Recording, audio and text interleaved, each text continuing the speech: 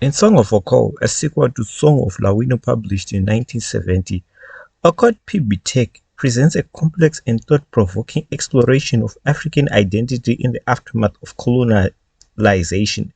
Through the character of Ocol, Tech raises important questions about the impact of Western culture on African societies and challenges of navigating cultural hybridity.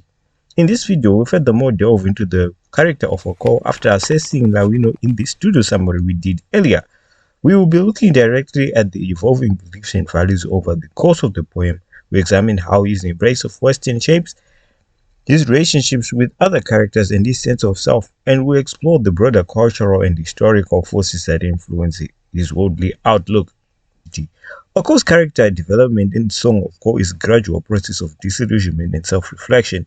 At the beginning of the poem, Oko is confident in his decision to embrace Western culture and reject his African roots. Oko's motivations are driven by desire for status, power, and acceptance within the Western society. He sees Western culture as a way to escape the poverty and limited opportunity of his African upbringing and to gain access to the wealth and prestige associated with Western civilization.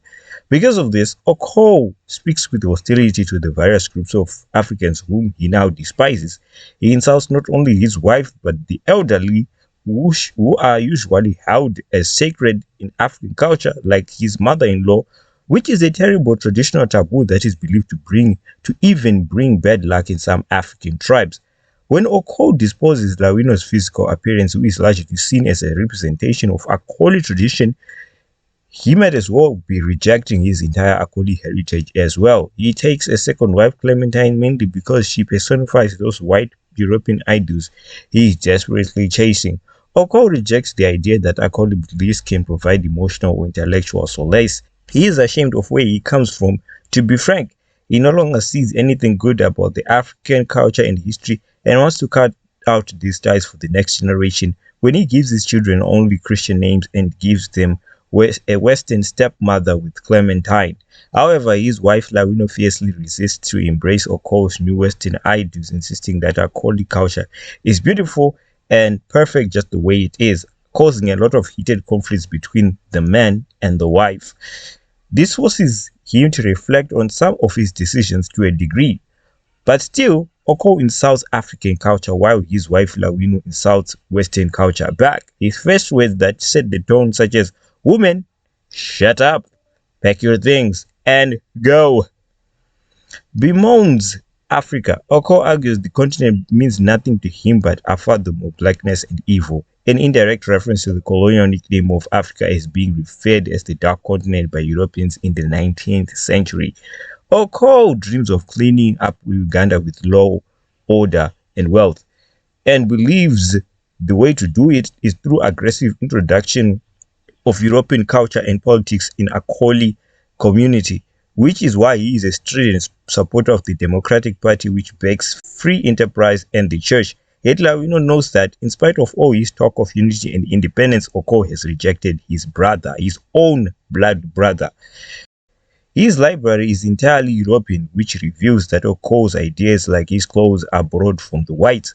The dogs of the white man are well trained and they understand English, he says. He scornfully dismisses the complaints of unhappy wives but ultimately reveals his true intention, the eradication of all cultural heritage in Uganda. He vows to erase tribal identities and borders, suppress indigenous languages, and silence traditional voices, just like the colonizer themselves, really. He seems to be searching to be a scathing critique of traditional African practices and the idea of negritude. The author mocks that he calls tribe superstition, painting a bleak picture of witch doctors futilely trying to save dying children. This critique extends to the realm of politics, where the modern leaders aim to re-educate old traditions and even violently suppress cultural expressions such as singing traditional songs which are so sacred to African ways or Akoli ways.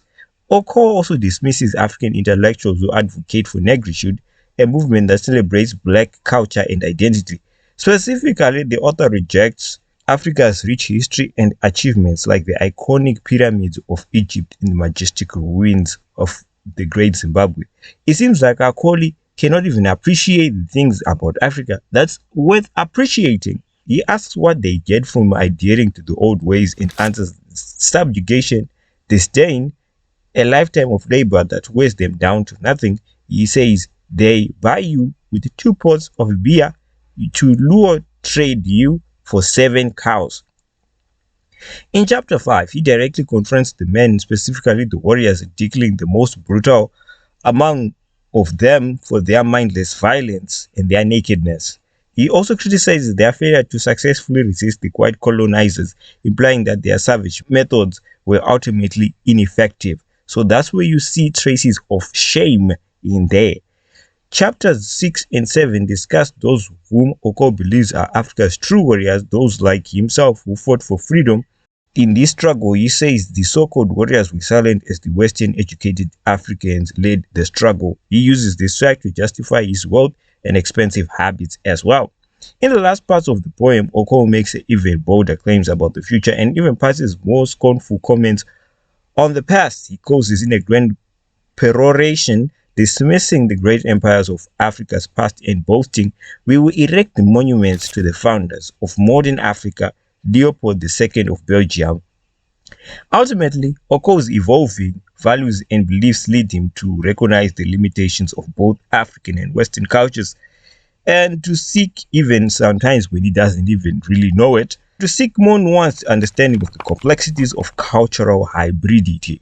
So, join us next time as we complete the Song of Lawino and Ocol series as we analyze and cross-examine the arguments of both man and wife and see the reasoning and logic behind their discourse so we can come to a conclusion to who made more of a compelling point in this raging debate of theirs. If you want to see more doodle summaries of classic African books like this, please let us know any books we can do by sharing your comments and ideas below. For more enlightening material about African literature, old and new for your college studies. So if you loved watching Memsi Africa and want to see more, please do not hesitate to press like and subscribe. So until we meet next time, thanks for watching Memsi Doodle Summaries. Thank you.